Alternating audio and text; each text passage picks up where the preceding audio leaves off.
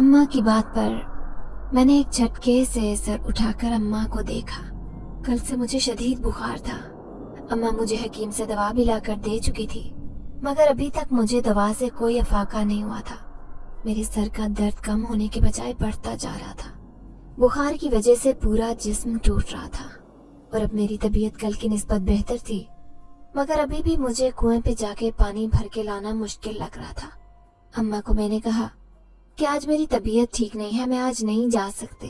अब की बार अम्मा मुझे गुस्से से कहने लगी, तुम जानती हो अपने बाप को, वो मुझे भी कितनी बातें सुनाएगा और उसका ये एहसान कम है जो उसने हम माँ बेटी को घर में पनाह दे रखी है। हमारे तमाम अखराजात उठा रहा है, हमारी जरूरियात पूरी कर रहा है और ऐसे में हम दोनों उसका बिल्कुल भी ख्याल नहीं रखे। मुझे अगर पाँव में मोच ना आई होती तो मैं खुद चली जाती। अम्मा की बात सुनकर मैं अफसुर्दा हो गई। जब भी अम्मा इस तरह की बात कहती तो हमेशा मेरा दिल दुख से भर जाता। मेरे चेहरे पर छाए हुए फीके रंग देखकर अम्मा कहने लगी कि हकीकत कभी बदल नहीं सकती। तुम ये क्यों भूल जाती हो कि वो तुम्हारा सगा बाप नहीं है, तुम्हारा सौतेला बाप है, और अगर उसे जरा सी भी किसी चीज में कोई कसर लग गई, जरा सी भी उसकी खिदमत में कोई कोताही हो गई, तो उसका गुस्सा आसमान को पहुंच जाएगा। और अगर उसने तुम्हें कुछ कहा तो फिर मैं ये चीज बर्दाश्त नहीं कर पाऊंगी। मैं फिर दवा दोबारा से खाकर हिम्मत करके अपनी जगह से उठी। अम्मा को कहने लगी कि फिक्र मत करो, आपको परेशान होने की जरूरत नहीं है। मैं कुएं से पानी भरने के लिए जा रही हूँ। मैं शब्बो से बात करती हूँ, हो सकता है वो भी मेरे साथ चले, उसने भी पानी भरने के लिए जाना हो। शब्बो से मैंने पूछा तो वो कहने लगी कि मैं थोड़ी देर पहले ही वापस आई हूँ। अगर मुझे पता होता कि तुम भी चलोगी तो मैं तुम्हें भी बुला लेती, मगर तुम्हें तो बुखार था और अब तो काफी वक्त भी हो गया है, शाम भी होने वाली है। अब तो अम्मा मुझे नहीं जाने देगी, और वैसे भी मैं तो अभी हंडिया बना रही हूँ। अब्बा आने ही वाला होगा और घर आते ही वो गर्मा गर्म ताज़ा खाना खाने का आदी है। फिर मैं खामोशी से कुएं की जानिब चल पड़ी थी। जब मैं वहां पर आई तो आज बुखार की वजह से मैं आहिस्ता रवि से चलते हुए कुएं तक पहुंची थी। काफी वक्त गुजर गया था। अब कोई भी औरत यहाँ पर मौजूद नहीं थी। मैं उस वक्त अकेली थी। मैंने बहुत मुश्किल से जैसे ही पानी भरने के लिए घड़े को नीचे रखा तो मुझे चक्कर आ गए। मैं एक तरफ जमीन पर गिर गई। मेरी आंखों से आंसू बहने लगे और फिर मैं ये सोचकर फूट फूट कर रो पड़ी कि इस कदर बीमारी में भी मुझे आराम करने का वक्त नहीं मिल रहा, और अब तो सर दर्द की वजह से सर उठाना मुहाल था। मैं ये पानी का घड़ा सर पर उठाकर घर तक कैसे जाती। तभी मुझे अपने कानों में एक मेहरबान आवाज सुनाई दी। क्या बात है, आपकी तबीयत ठीक है? आप इस तरह से क्यों रो रही हैं? अब की बार मैंने सर उठाकर देखा तो मेरे सामने एक नौजवान शख्स खड़ा। मैंने उसे पहली बार देखा। वो दिखने में हमारे गांव का नहीं लग रहा था। मैंने उसे देखकर अपने चेहरे पर दुपट्टा नकाब की सूरत खींच लिया। उससे कहने लगी कि आप कौन है? वो कहने लगा कि मैं एक मुसाफिर हूँ और यहाँ पर पानी पीने के लिए। अभी आपके रोने की आवाज सुनी तो मैं आपकी तरफ मुतवज्जे हो गया। आप मुझे बताएं क्या हुआ है? क्या मैं आपकी मदद कर सकता हूँ? मुझे लगता है कि आपकी तबीयत कुछ खराब है। उसकी बात सुनकर मैंने सर झुकाया। वो कहने लगा, आप एक तरफ हो जाए, मैं आपके घड़े में पानी डाल देता हूँ। उसने मेरा हाथ पकड़कर मुझे सहारा देकर उठाया। मैंने झिझकते हुए उसका हाथ थामा, मगर उसका हाथ थामते ही मुझे अजीब सा एहसास हुआ। ऐसा लगने लगा जैसे मैंने किसी आग को छू लिया हो। अब मैंने चौंक कर उसके चेहरे की तरफ देखा कि शायद उसे भी बुखार हो रहा था। जब भी उसका हाथ इतना गर्म था, वो मेरे हैरान होने पर मुस्कुरा दिया और फिर थोड़ी ही देर में उसने मेरा घड़ा पानी से भर दिया। मैं ये देखकर परेशान हो रही थी कि उस वक्त तक तो कुएं से पानी खत्म हो चुका होता था, क्योंकि तमाम औरतें पानी उसी कुएं से भर कर ले जाया कर। उस कुएं का पानी मीठा था और उसका पानी भी कम था। शाम तक सब पानी भर कर ले जाती तो उस वक्त तक पानी कीचड़ ज़दा हो जाता और फिर अगले दिन तक उस कुएं में पानी बहाल हो जाता। मगर अब जब मैंने घड़े में साफ शफाफ पानी देखा तो मेरा दिल खुश हो गया। मगर अगला मरहला भी आसान नहीं था। मैं उस घड़े को सर पर उठाकर कैसे ले जा सकती थी, और अब तो मगरिब भी होने वाली थी। मुझे अकेले डर भी लग रहा था। वो लड़का कहने लगा, अगर आप चाहें तो मैं इस घड़े को आपके घर तक छोड़ने के लिए जा सकता हूँ। उसकी बात सुनकर मैं हिचकिचा गई। उससे कहने लगी कि आप शहर के मालूम होते हैं, तभी आप गांव के रस्मों रिवाज से नावाकिफ हैं। किसी लड़की के साथ बात करना, उसके साथ वक्त गुजारना हमारे यहाँ बहुत ज्यादा मोहयूब समझा जाता है। और अगर किसी लड़की को ये काम करते हुए देख लिया जाए तो वो पूरे गांव में बदनाम होकर रह जाती है। मेरी बात सुनकर वो अफसोस से सर हिलाकर कहने लगा, मगर इस वक्त आपकी तबीयत ठीक नहीं है, आप इस बीमारी की हालत में इतना वजन उठाकर कैसे जा सकते। मैं उससे अफसरदगी से कहने लगा कि हमारी आदत है, हम सख्त जाने, हमारी जिंदगी ऐसे ही गुजरती है। वो कहने लगा, मैं अपने छोटे भाई को बुलाता हूँ, वो आपकी मदद कर देगा। फिर उसने एक तरफ आवाज देकर किसी लड़के को बुलाया। वो जुबान मेरे लिए अजनबी थी। मैं हैरान होकर सोचने लगी कि ये कौन सी जुबान है, मुझे उस जुबान से वाकफियत नहीं है। तभी एक छोटा सा बच्चा एक तरफ से आता दिखाई। वो मुझसे उम्र में बहुत छोटा था मगर कद-काठ में अच्छा था। तभी वो लड़का उससे कहने लगा कि ये पानी का घड़ा इसके साथ इन बाजी के घर पर छोड़कर जल्दी से वापस आ जाओ। उसने अपना सर हिलाकर घड़ा उठा लिया और फिर मेरे साथ ही चलने लगा। जैसे ही मैं घर के दरवाजे तक पहुंची तो मैं उसका शुक्रिया अदा करने लगी और उससे कहने लगी कि इसे मैं अंदर ले जाऊंगी। मुझे खुद पर अफसोस हो रहा था कि मुझे कम से कम उसे एक बार घर में तो बुला लेना चाहिए था। मगर फिर जब मुझे अपने सौतेले बाप और भाई का ख्याल आया तो मैंने अपने ख्याल को झटक दिया। यूं भी वो बात का बतंगड़ बनाने में माहिर थे और अब्बा मुझे जिस नजर से देखते उसे देखकर मैं खौफ से कांप कर रह जाती। अब जब मैं घर में दाखिल हुई तो सामने ही अब्बा चारपाई पर बैठे हुए थे। वो पाँव से जूते उतार रहे। इसका मतलब था कि वो अभी अभी घर आए थे। मैंने अपनी जगह पर घड़ा रखा और फिर पानी डालकर जब अब्बा को दिया तो अब्बा एक गहरी भरपूर नजर से मुझे सर से पाँव तक देखने, फिर कहने लगे कि इतनी धान पान सी तो हो तुम, ऊपर से बीमार भी हो, क्या जरूरत है तुम्हें इतनी मशक्कत करने की, मैं गुजारा कर लेता।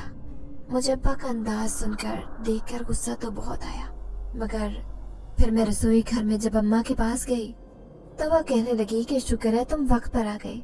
मुझे तो यही फिक्र हो रही थी कि अगर तुम्हें देर हो गई और तुम्हारे बाप को ताज़ा पानी पीने को नहीं मिला तो वो तो आसमान सर पर उठा लेगा।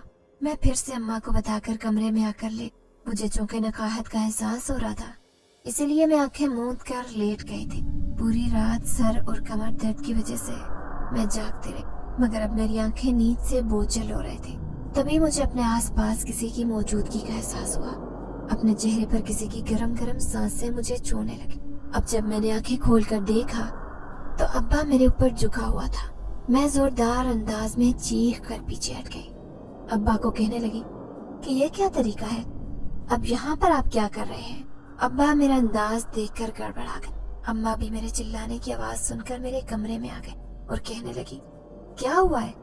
वो चेहरे पर खौफ के तासुरात से जय हम दोनों को देखने लगे।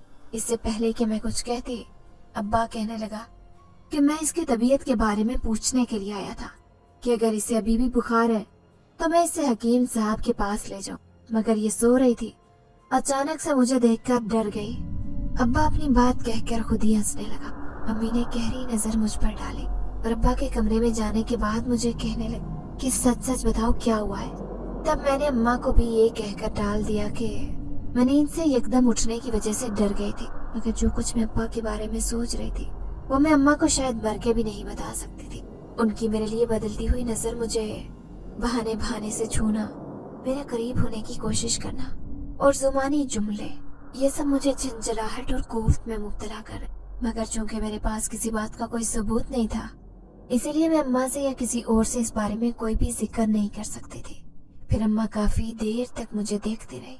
उसके बाद कहने लगी कि मैं खुद भी तुम्हारे साथ हकीम के पास चलूंगी। फिर अम्मा भी जब हमारे साथ चल पड़ी तो अब्बा को ये बात सख्त नागवार गुजरी।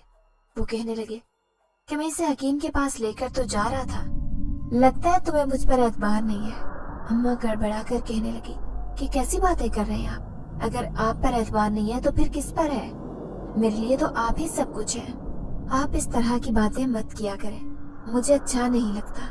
अम्मा अब्बा के साथ जब मैं हकीम साहब के मकतब पर आई तो वहाँ काफी सारा रश था। अब्बा और अम्मा वहाँ पर मौजूद लोगों के साथ बातें करने में मशगूल हो गए थे। उस वक्त मेरा जी मतलाने लगा और मैं मकतब से निकलकर बाहर आई तो बाहर ठंडी और ताज़ा हवा के थपेड़े मेरे चेहरे से टकरा रहे और मुझे अपनी तबीयत बेहतर होती महसूस हो रही थी। तभी वहां पर वही लड़का आ गया। उसे यूं अपने सामने देखकर मैं गड़बड़ा गई और उससे कहने लगी कि आप यहाँ। वो कहने लगा, फिक्र मत करो, दोबारा पीछा करते हुए नहीं आया। बस मुझे तुम्हारी तबीयत का एहसास था। जब मैं तुम्हारे घर गया तो मैंने तुम लोगों को घर से निकलते हुए देखा। फिर मैं भी चुपके से तुम लोगों के पीछे पीछे चलकर यहाँ तक आ गया।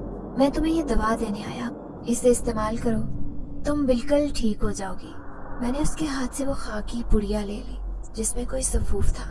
वो कहने लगा कि इसे मुंह में डालकर ऊपर से पानी पीती जाओ, देखना तुम थोड़ी ही देर में भली चंगी हो जाओगी। तुम्हारी तमाम थकान और बुखार उतर जाएगा, सर के दर्द का भी आराम आ जाएगा। मैंने उसका शुक्रिया अदा किया और जैसे ही मैंने वो सफूफ पानी के साथ ली तो एकदम मेरे मुंह में जैसे कड़वाहट घुल गई। फिर मैंने पानी के साथ बमुश्किल उसको निगला और थोड़ी ही देर के बाद मेरी तबीयत हैरत अंगेज तौर पर बिल्कुल ठीक हो गई थी। अब जब मैंने उस नौजवान को देखा तो वो मुस्कुराकर मुझे देखने लगा और फिर कहने लगा कि तुम्हारे अम्मी अब्बू शायद तुम्हारा इंतजार कर रहे होंगे। अगर उन्होंने तुम्हें यहाँ पर मेरे साथ देखा तो उन्हें अच्छा नहीं लगेगा। उसकी बात सुनकर मुझे भी अपनी पोजीशन का ख्याल और मैं जल्दी से मकतब में आ गई थी। अब रश खत्म हो गया था। जब हकीम साहब ने मुझे चेक किया तो कहने लगे कि ये तो बिल्कुल ठीक है। अम्मा भी हैरान थी कि अभी तो मुझसे चलना भी मुहाल हो रहा था और अभी यहाँ पर आते ही मेरा बुखार कैसे खत्म हो गया। जब मैं अम्मा के साथ घर वापस आ रही तो मैंने उसे तब बरगद के पेड़ के नीचे देखा। ये देखकर मैं खौफजदा हो गई। मैं उसे कहना चाहती थी कि तुम इस दरख्त के नीचे मत खड़े हो, ये दरख्त आसेब ज़दा है, मगर मैंने बामुश्किल खुद को ये बात कहने से बाज रखा क्योंकि अम्मा अब्बा दोनों मेरे साथ थे और अगर अब्बा मुझे किसी लड़के से बात करते देख लेते तो यकीनन वो इस बात पर बहुत ज्यादा शोर मचाते। अम्मा ने मुझे यूं बरगद के दरख्त की तरफ देखते हुए देखा तो कहने लगी, इस वक्त इस दरख्त की तरफ मत देखो, जानती नहीं हो कि वो पुरस्कार दरख्त है और जितना उसके पास जाना खतरनाक है उतना उसको देखना और उसको सोचना भी खतरनाक है। तेज तेज कदम उठाकर घर चलो। बरगद के दरख्त के बारे में पूरे गांव में ये मशहूर था कि उस पर आसेब रहते हैं जो कि गांव की नौजवान लड़कियों पर आशिक हो जाते हैं और उनकी जिंदगी अजीरन बना देते हैं और कभी कभी कत्ल भी कर देते हैं। जीरा माई की बेटी की मिसाल सबके सामने थी। जीरा माई की बेटी गांव में सबसे ज्यादा खूबसूरत लड़की थी। उसकी नीली आंखें, गोरा रंग और लंबे घने बाल थे। जो भी उसे देखता रह जाता। एक बार जीरा माई की बेटी घर से गायब हो गई। उसे हर जगह पर ढूंढा गया मगर वो कहीं से नहीं मिली। कितने ही चक्कर उस बरगद के पेड़ के आसपास भी लोगों ने लगाए मगर वो यहाँ होती तो नजर आती। 2 दिन तक वो घर से गायब रही। उसके घर तो गोया कयामत मची हुई थी। माँ बाप का रो रो कर बुरा हाल था और बहन भाई भी सदमे से निडाल हुए जा रहे थे। किसी को कुछ समझ नहीं आ रही थी कि उसे जमीन खा गई या आसमान निकल गया। और फिर 2 दिन बाद सुबह सुबह दिनों नाई दौड़ता हुआ जीरा माई के घर गया। उन्हें कहने लगा कि तुम्हारी बेटी बरगद के दरख्त के नीचे बेहोश पड़ी है। जब सब लोग उसे उठाकर ले गए तो उसकी हालत चीख चीख कर बता रही थी कि उस पर कैसा जुल्म बीत चुका है। उसका लिबास फटा हुआ था और उसके चेहरे की हालत भी बिगड़ी थी। साफ अंदाजा हो रहा था कि उसके साथ किसी ने जिनसी ज्यादती की। और फिर जब वो होश में आई तो पागलों की तरह चीखें मारने लगी। उसका नफ्सियाती तवाज़ुन बिगड़ गया था। बाज लोगों का कहना था कि उसे किसी ने अगवा कर लिया था और इसके साथ इस कदर जुल्म और जबर किया कि वो अपनी याददाश्त खो बैठे। और किसी का कहना था कि ये बरगद के पेड़ के नीचे रहने वाले जन्नात की कारस्तान वही जीरा माई की बेटी को उठा कर ले गए थे और उसके साथ जुल्म और ज्यादती करते रहे। अब जीरा माई की बेटी सारा दिन उसी दरख्त के नीचे बैठी रहती और खलाओं में घूरती रहती। जो भी गांव में गाड़ी आती वो पत्थर लेकर उसके पीछे भागने लगती। एक दिन इसी तरह वो एक गाड़ी पर पत्थर बरसाने के लिए अपनी जगह से उठी और उसी गाड़ी के साथ उसका एक्सीडेंट हो गया। जब उसे अस्पताल में ले गए तो वो पहुंचने से पहले ही दम तोड़ चुकी थी। जीरा माई की बेटी के अलावा 2-3 और लड़कियों के साथ भी ऐसा हो चुका था। वो भी घर से कितने दिन तक गायब रही थी और फिर उसी दरख्त के नीचे से मिले। उनकी हालत भी इससे मुख्तलिफ नहीं थी मगर एक फर्क ये था कि वो दोनों मुर्दा हालत में थे। उनके घर वालों का भी रो रो कर बुरा हाल था। उसके बाद से ये पेड़ पूरे सरार मशहूर हो गया। कोई भी गांव का शख्स उस पेड़ की तरफ दिन के वक्त भी नहीं जाता और लड़कियां तो उसको दूर से ही देखकर रास्ता बदल लेती। अब जब मैंने उस अजनबी मेहरबान को उस दरख्त के नीचे देखा तो मुझे अफसोस हुआ था, क्योंकि उसने मेरी मदद की थी और उसकी आंखों में मैंने अपने लिए नरम तासुर देखा था। जब भी उसे देखकर मुझे उससे हमदर्दी हो गई थी। मैं नहीं चाहती थी कि उसके साथ कुछ भी बुरा हो। रात को मैं अपने कमरे में जब सो रही थी तो फिर से मुझे ऐसे ही महसूस हुआ जैसे कोई मेरे कमरे में आया हो, मेरे चेहरे को किसी ने छुआ हो। अब जब आंखें खोलकर देखा तो मेरा सोतेला बाप मेरे सामने खड़ा। मैं उसे देखकर सख्त खौफजदा हो गई और कहने लगी, आप यहाँ पर क्या कर रहे हैं? मेरे मुंह से हकलाते हुए आवाज निकली तो वो मुझे गुस्से से घूर कर कहने लगी, तुम मुझसे इतना डरती क्यों हो? आखिर मैंने ऐसा क्या किया है जो तुम मुझसे इस कदर भाग रही हो?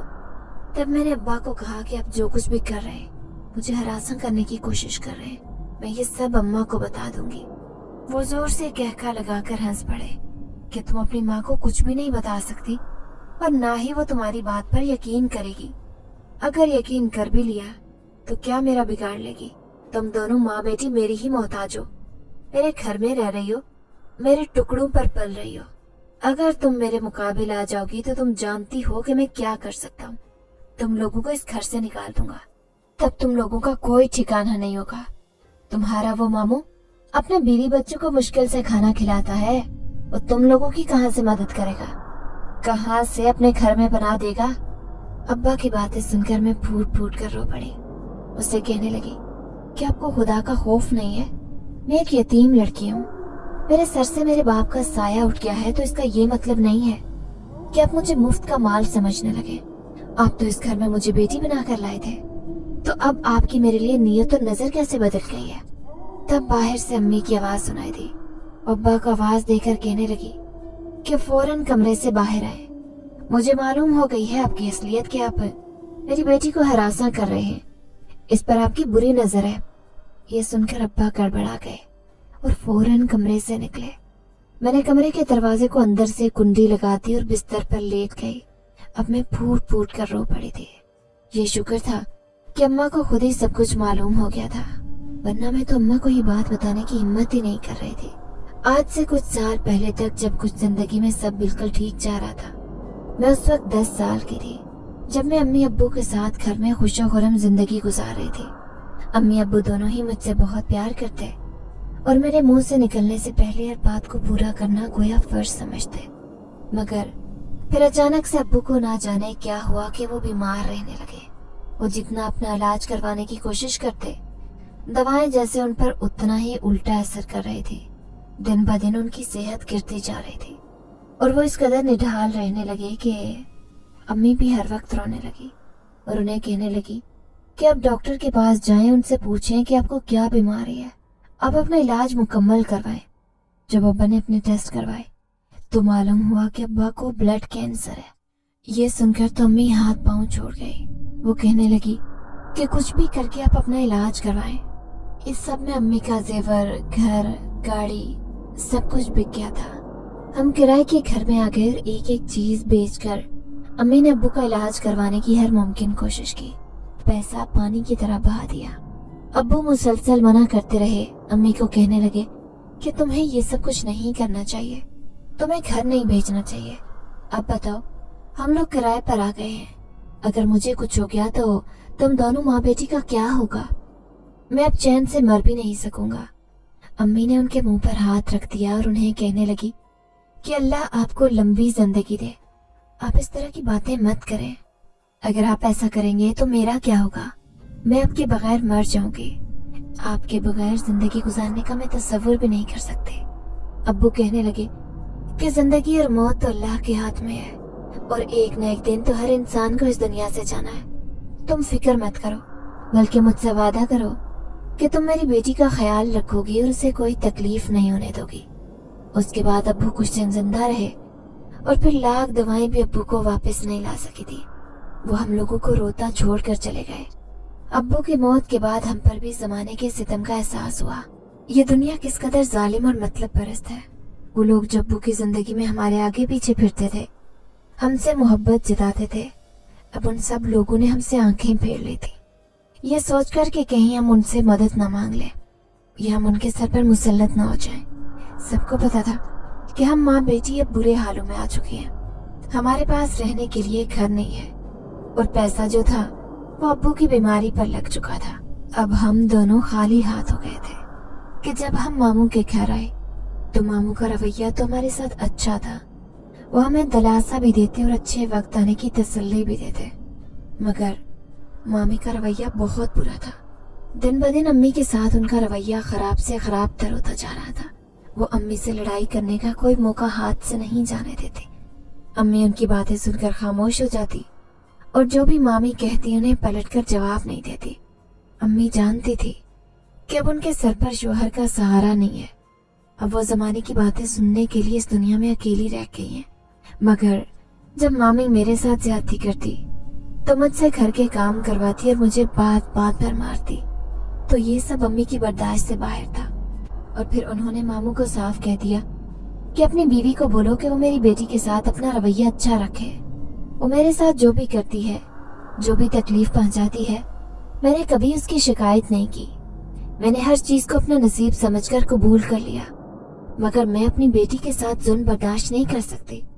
अम्मी का मेरे हक में इतना बोलना ही क़यामत था। मामी ने अब मामू को साफ तौर पर कह दिया था कि इन लोगों को घर से बाहर निकालो, वरना मैं ये घर छोड़कर चली जाऊंगी। अब मामू सख्त परेशान थे कि वो क्या करें। वो अगर हम लोगों को किराए के घर में रखते तो उसका वो अलग से खर्चा कैसे दे सकते थे, और घर में मम्मानिया में रखने के लिए तैयार नहीं थी। और मामू ने सोचा कि क्यों न अम्मी की दूसरी शादी कर दी जाए। ये फैसला इतना आसान नहीं था। मामू ने जब अम्मी को इस फैसले से आगाह किया तो अम्मी कहने लगी कि मैं अब इस उम्र में शादी कैसे कर सकती हूँ। मामू कहने लगे कि अभी तुम्हारी उम्र ही क्या है, तुम्हारी अभी महज 30 साल की उम्र है और तुम्हारी उम्र की लड़कियां तो अब जाकर शादी कर रही हैं। मामू ने अम्मी के लिए रिश्ते देखने शुरू कर दिए। जो भी रिश्ता था वो अम्मी को तो पसंद कर लेता, क्योंकि अम्मी अपनी उम्र से कम दिखती थी, जवान थी और खूबसूरत भी थी। मगर जब उन्हें पता चलता कि अम्मी के साथ मैं भी हूँ, एक बेटी की जिम्मेदारी भी उठानी पड़ेगी, तो वो लोग अपने फैसले से ही पीछे हट जाया करते। बीवी हर किसी को चाहिए थी, मगर बीवी की औलाद को रखने के लिए कोई भी तैयार नहीं था। दूसरी तरफ मामी ने भी जिंदगी को तंग किया हुआ था और फिर एक माकूल रिश्ता मामू को मिल गया। वो अम्मी के साथ मुझे भी रखने को तैयार था। मामू तो यही सुनकर खुश हो गए।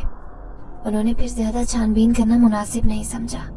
वो पहले से शादीशुदा था और उसका एक बेटा और 2 बेटियां थी। उसके तीनों बच्चे मुझसे उम्र में बड़े थे। अम्मी भी इस बात पर मुतमईन थी कि मुझे भी सहारा मिल जाएगा और मैं उनके साथ उनकी आंखों के सामने रहूंगी। वरना अम्मी भी इस बात के लिए तैयार नहीं थी कि मैं मामू मामी के पास रहूं, क्योंकि मामी का सलूक मेरे साथ जैसा था वो अम्मी से किसी भी तरह बर्दाश्त नहीं हो रहा था। और फिर शादी के बाद जब हम लोग यहाँ पर आए तो मेरे सौतेले बहन भाई मुझसे बात बात पर लड़ते झगड़ते और मैं सहम कर अम्मी के पीछे छुप जाती। तब मेरा सौतेला बाप मुझे बहुत प्यार जताता और कहता कि ये भी तुम्हारे बहन भाई हैं, अगर तुम्हें ये कुछ गलत कह भी देते हैं, तुम्हें मारते भी हैं, तो तुम्हें भी मेरी तरफ से इजाजत है।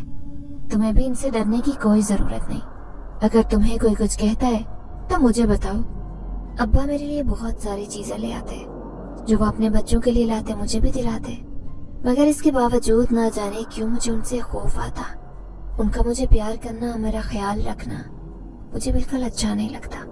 फिर एक दिन जब अम्मी पड़ोस में गई हुई थी और मैं घर में अकेली थी, मैं स्कूल का काम कर रही थी, तब अब्बा ने मुझे गोद में बिठा लिया और मेरे साथ मेरे स्कूल की बातें करने लगे। मगर मुझे ये सब बहुत अजीब लग रहा था और मैं सोचने लगी कि अब्बा ऐसे प्यार तो मेरी दूसरी बहनों के साथ नहीं करते जैसे मेरे साथ करते हैं। ये बात जब मैंने अम्मा को बताई तो अम्मा के चेहरे का रंग जर्द पड़ गया। उन्होंने मुझे यूं खुद के साथ भींच लिया जैसे सारे जमाने से छुपाना चाहती हूँ। उसके बाद अब्बा जब भी घर आते अम्मी मेरे पीछे ही पड़ते। अब अब्बा अगर मुझे गोद में बिठाते तो अम्मी मुझे बहाने से अपने साथ काम में शरीक कर लेती और अब्बा गुस्से से झिंझला जाते और उन्हें कहते कि इतनी छोटी बच्ची से तुम काम क्यों करवा रही हो। अम्मा कहने लगी कि मैं थक जाती हूँ, अगर ये छोटे मोटे काम करेगी तो इसमें इसी का ही फायदा है, इसे भी कामों की समझ भूल जाएगी तो इसके साथ मेरे लिए भी आसानी रहेगी। और फिर अब्बा बेबस हो जाते। वो कहते कि अपनी दूसरी दोनों बेटियों को भी तो काम में लगाया करो, वो भी तो तुम्हारी बेटियां हैं ना, या तुम उन्हें सौतेला समझती हो। अब्बा का ऐसा ताना सुनकर अम्मी खामोशी के घूंट भर कर रह जाती। अब उन्हें क्या कहती कि आपकी बेटियां तो मुझे कुछ समझती नहीं है, वो तो हर बात में मेरे साथ मुकाबला करती हैं और हर वो चीज जो मेरे लिए लेकर आते वो मुझसे छीन लिया करते। तब अम्मा मुझे कहती कि वो उनका बाप है, उनकी कमाई पर उनका हक है, तुम उनकी चीजों पर हक मत जताया करो। और फिर मैं ये बात सुनकर खामोश हो जाती। जो जो मैं जवानी की मनाजिल तय करती गई, मुझे मालूम हो गया कि अब्बा की नजर मुझ पर अच्छी नहीं है। वो मुझे गलत नजरों से देखते और गलत तरीके से छूने की कोशिश करते और फिर मैं उनसे भागने लगी थी, मगर मैं चाहकर भी अम्मा को नहीं बता पाई थी। अब जब अम्मा ने ये सब देख लिया तो मैं दिल ही दिल में मुतमईन थी कि इस सब से मेरी जान छूट जाएगी। अगले दिन जब मैं सुबह सुबह उठकर किचन में आई तो अम्मा मामूल के कामों में मसरूफ थी। उन्होंने मुझे देखकर रात वाली बात का जिक्र नहीं किया और अब्बा भी कहीं नजर नहीं आ रहे थे। तभी मैं झिझकते हुए जब अम्मा से कहने लगी कि आपकी रात को आंख कैसे खुली थी और अब आपने क्या सोचा है कि क्या करना है। अम्मा मुझे हैरत से देखने लगी और कहने लगी, कैसी बातें कर रही हो तुम, किस हवाले से कह रही हो? मैं समझी नहीं, क्योंकि रात भर तो मुझे इतनी गहरी नींद आई कि मेरी आंख ही नहीं खुली। अम्मा की बात सुनकर मेरा मुंह हैरत से खुला रह गया। मेरे चेहरे पर बेयकीनी देखकर वो कहने लगी, क्या बात है, सब ठीक तो है? तुम इतनी बौखलाई हुई क्यों नजर आ रही हो? और फिर मैं खामोशी से सर झुका कर रह गई। अगर रात को अम्मा ने अब्बा को आवाज नहीं दी तो फिर कौन था? कहीं ऐसा तो नहीं कि अम्मा को नींद में चलने की आदत पड़ गई हो। मैं तो समझ रही थी कि अम्मा को सब सच पता चल गया तो अब मेरे लिए आसानी हो गई है, मगर अम्मा तो अब तक सारी हकीकत से लाइम थे। पूरा दिन मैं यही सोचती रही। शाम को मेरी दोनों सौतीली बहनें घर आ गई और थोड़ी देर के बाद मेरा सौतेला भाई भी जब घर आ गया तो वो सब आपस में बातों में मशगूल हो गए थे और अम्मा भी उनके साथ उनकी बातें दिलचस्पी से सुनने लगी। यूं भी मेरी सौतेली बहनों की जब से शादी हुई थी उनका रवैया अम्मा से बहुत बेहतर हो गया था। वो न सिर्फ अम्मा से मशवरे लेने लगी थी बल्कि अपने छोटे छोटे मसाइल भी अम्मा को बताती। अब जब मैंने उन सब लोगों को आपस में मसरूफ देखा तो मैं चुपके से वहां से निकल आई। फिर मैं शब्बो के घर आ गई। शब्बो मेरी वाहिद सहेली थी जिसके साथ मैं अपने दिल की हर बात करती, मगर ये बात अभी तक शब्बो से भी छुपाई थी कि अब्बा की मुझ पर गंदी नजर है। शब्बो उस वक्त कुएं पर जाने के लिए तैयार थी। वो मुझे कहने लगी कि आज मौसम के तेवर खतरनाक हैं और आसमान पर देखो बादल छाए हुए हैं, इसीलिए मैंने सोचा कि जल्दी से पानी भर कर ले जाती हूँ, फिर बारिश में कुएं पर जाना मुश्किल होगा। शब्बो की बात सुनकर मुझे भी इस बात का एहसास हो गया। फिर जब मैं घड़ा उठाकर उसके साथ कुएं पर आई तो अब तो मौसम बहुत ही ज्यादा खराब हो गया था और उस खराब मौसम में हम दोनों के अलावा कुएं पर कोई भी मौजूद नहीं था। शायद अब तक कोई औरत यहाँ पर आई नहीं थी या सब जल्दी से अपना काम खत्म करके चले गए थे। मुझे दूर से ही वो लड़का खड़ा नजर आया। वो मुझे अपनी तरफ इशारा करने लगा। एक नजर मैंने शब्बू पर डाली और उसे हाथ के इशारे से मना कर दिया कि मैं अभी तुम्हारी बात नहीं सुन सकती, मगर वो अपनी बात पर मसर रहा और मैं झिझकते हुए उसकी तरफ चली गई। मैं दिल ही दिल में सोच रही थी कि शब्बू मेरी सहेली है और वो मेरे बारे में कुछ गलत नहीं सोचेगी। शब्बू उस वक्त गुनगुनाते हुए घड़े में पानी भरने में मसरूफ थी। उसने मुझ पर ध्यान नहीं दिया। जब मैं उस लड़के के पास आई तो मुझे कहने लगा कि कितने दिन से मैं तुम्हारा इंतजार कर रहा हूँ, मगर तुम मुझे कहीं नजर नहीं आई। तुम्हारे साथ मुझे बात करने का मौका नहीं मिला। उसकी बात सुनकर मैं हैरान रह गई। उससे कहने लगी कि क्या मतलब, मुझसे क्या बात करनी है? आप मेरा इंतजार क्यों कर रहे थे? जवाबन वो अजीब प्यार भरी नजरों से मुझे देखने लगा। फिर उसकी बात ने जैसे मेरे चक्के छुड़ा दिए। वो कहने लगा कि तुम अपनी माँ को अपने सौतेले बाप के बारे में बता दो, ये तुम्हारे लिए मुनासिब होगा। ऐसा ना हो कि वक्त गुजर जाए और तुम्हारे हाथ पछताए के सिवा कुछ न आए।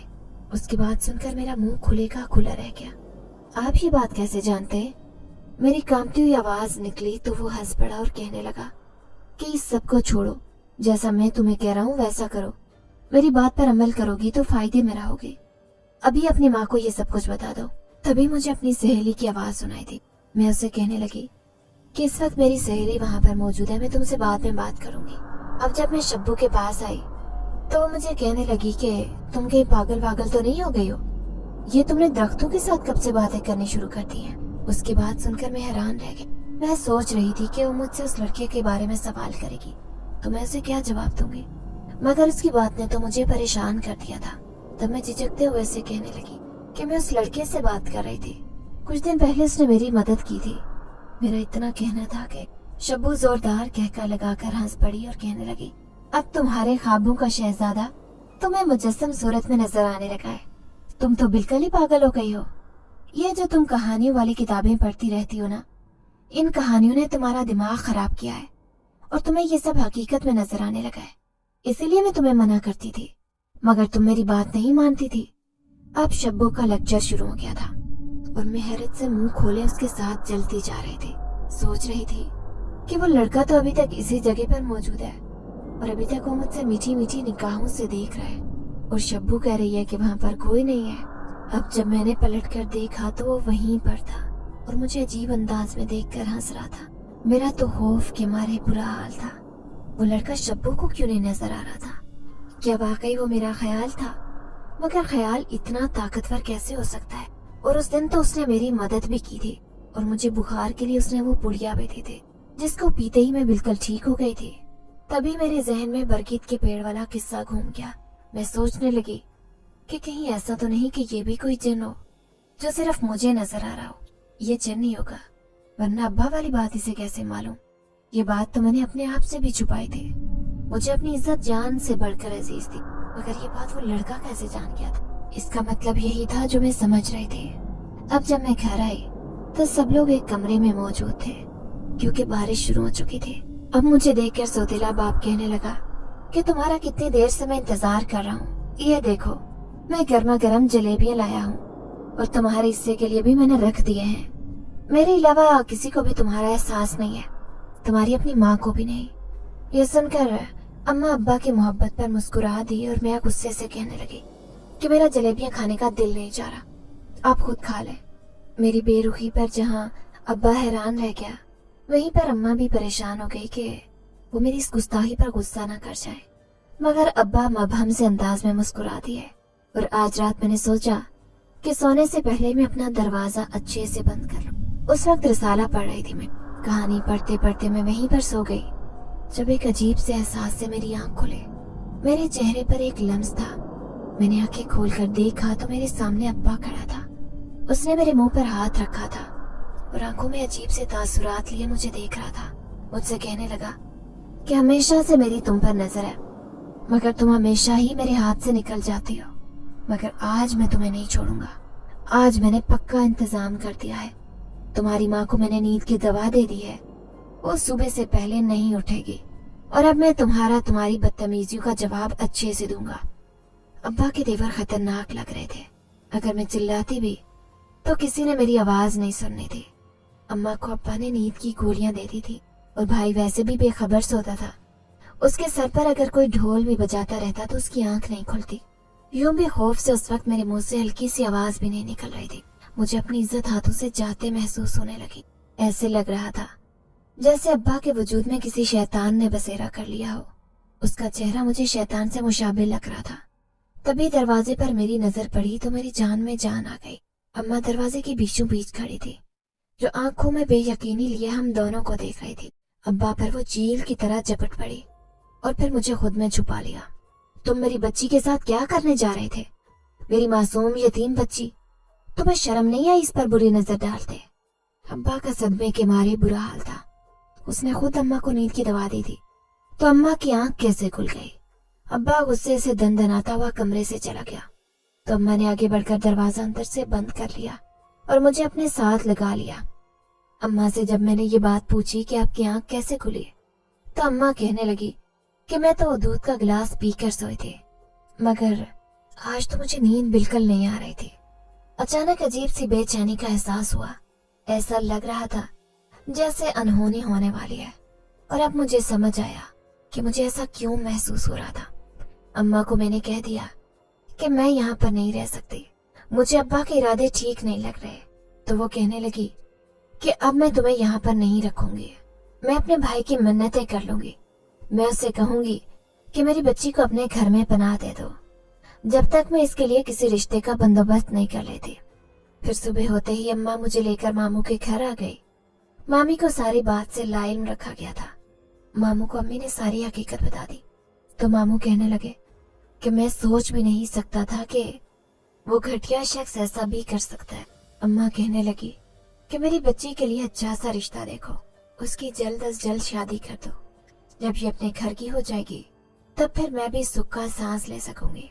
अम्मा फिर रोते रोते अपने घर वापस आ गई। कहने लगी थी, क्या करूं, मेरा उस शख्स की शक्ल देखने को दिल नहीं कर रहा जिसने मेरी बेटी पर बुरी नजर डाली, मगर क्या करूं, मजबूरी है, मेरा उसके अलावा कोई ठिकाना नहीं, मुझे समझौते की जिंदगी गुजारनी पड़ेगी। अम्मा के बाद यहाँ अकेले रहते हुए मैं उदास हो गई थी। उसके बाद फिर से 3 बार जब मैंने उस नौजवान को अपने कमरे में देखा, जो छोटा सा डरबा नमा कमरा था और मुझे मामी ने रहने के लिए दिया, उसे देखकर मैं खौफ से पीली पड़ गई। उससे कहने लगी कि तुम इसी वक्त यहाँ से चले जाओ, अगर मामी ने तुम्हें देख लिया तो अच्छा नहीं होगा। तब उसने मुझसे कहा कि मैं तुम्हें कोई नुकसान नहीं पहुंचाऊंगा, बल्कि मैंने ही तुम्हारी मदद की है, तुम्हें तुम्हारे बाप से बचाता रहा हूं, और कल जो कुछ तुम्हारा बाप तुम्हारे साथ करना चाह रहा था, तुम्हारी माँ को नींद की दवा देने वाला था, वो दवा गायब करके उसकी जगह पर दूसरा गिलास मैंने ही रखा था, तभी तुम्हारी माँ की आंख खुल गई, वरना ना जाने क्या होता। तब मुझे मालूम हुआ कि वो एक जिन था। ये जानकर मुझे बहुत डर लगा था कि कहीं मेरे साथ भी कुछ ऐसा ना हो जैसा बरगद के पेड़ के नीचे से मिलने वाली लड़कियों का होता। मेरी बात सुनकर वह अफसोस से कहने लगा कि ये सारे काम तुम्हारे गांव का चौधरी करता था, वो लड़कियों की इज्जत से खेल रहा था और फिर उनकी लाश को बरगद के पेड़ के नीचे फेंककर ये साबित करना चाह रहा था कि उनकी मौत पुरस्कार तरीके से हुई। मगर अब वो खुद भी अपनी जिंदगी से हाथ धो बैठा है और उसके साथ ये सारा किस्सा भी खत्म हो गया। मगर बरगद की तरफ से जुड़ी हुई झूठी रवायतें जो चौधरी ने उससे मंसूब की थी, वो अभी तक उसने अपने किए गए गुनाहों की कारस्तानी को जिन्नात के नाम से मंसूब करके खुद को बरी जिम्मा कर लिया था। मगर आखिरत में क्या जवाब देगा। और फिर मामू ने अपने एक दोस्त के बेटे से मेरा रिश्ता तय कर मेरा सौतेला बाप मुझे अपने घर से रुखसत करना चाहता था और मुझे जहेज भी देना चाहता था, मगर मैंने और मामू ने साफ इनकार कर दिया। मामू कहने लगे कि इसके ससुराल वालों ने जहेज लेने से साफ मना कर दिया है, वैसे भी लड़का जर्मनी में है और इस बच्ची ने भी रुखसत होकर जर्मनी ही जाना है। ससुराल वालों ने मेरा निकाह अपने बेटे के साथ कर दिया था और अब वो वापस चला गया था। वहाँ पर जाकर वो मेरे लिए कागजात बनवाने लग गया था। 1 साल बाद जब तमाम कागजात मुकम्मल हो गए तो वह दोबारा से पाकिस्तान आया और फिर मेरे ससुराल वाले मेरी रुखसती करवा कर ले गए। ससुराल का माहौल बहुत अच्छा था और मैंने जो भी जिंदगी में कमियां देखी थी उनका जैसे इजाला हो गया था। अब मेरा सौतेला बाप भी अपने किए पर शर्मिंदा था। उसने मुझसे माफी मांगी और मैंने ऊपरे दिल से उसे माफ कर दिया, मगर जो अजियत मैंने झेली थी उसका इजाला तो कोई भी नहीं कर सकता था। मुझे अम्मी से दूर जाने का बहुत दुख था, मगर जब अम्मी के चेहरे पर मैंने सच्ची खुशी देखी तो मैं भी मुतमईन हो गई। वो कहने लगी कि मैंने तुम्हारे लिए हमेशा ऐसे ही ख्वाब देखा था कि तुम्हें कोई शहजादा ब्याहने के लिए आएगा, और आज मेरा वो ख्वाब पूरा हो गया। और अब जब मैं जर्मनी से पाकिस्तान जाने के लिए रवाना हुई तो मेरी आंखों से आंसू रवां थे, मगर मेरा दिल मुतमईन था।